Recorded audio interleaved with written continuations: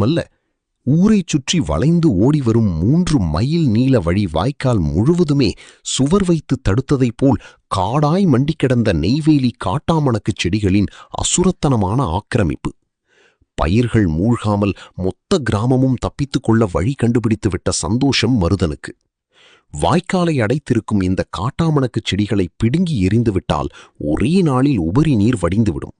ஆனால் தனி ஒருவனால் இவ்வளவு நீளம் மண்டி கிடக்கும் செடிகளை அரித்து எறிவது லேசான காரியமல்ல. யோசித்துக் கொண்டே நடந்த மருதன் மீன் பிடித்துக் கொண்டிருந்த மாரிமுத்துவை சந்தித்தான். மாரிமுத்துவிடம், ஊர்க்காரங்க எல்லாரும் ஒன்று சேர்ந்தோம்னா ஆளுக்கு ஒரு செடினா கூட ஒரே நாள்ல வாய்க்கால் சுத்தமாயிடும், தண்ணியும் வேகமாக வடிஞ்சிடும். மருதனை மேலும் கீழுமாக பார்த்த மாரிமுத்து, போய் வேலைய பாருப்பா என்று கூறி மீன் பிடிக்கத் தொடங்கினான். மாரிமுத்துவின் பதிலை கேட்ட மருதன் கோபத்துடன் வீட்டை நோக்கி நடந்தான். வழியில் 75 வயதான கிழவன் காளியப்பனும் அவரது மனைவியும் ஆட்டுக்கு தழை உடைத்துக் கொண்டிருந்தனர்.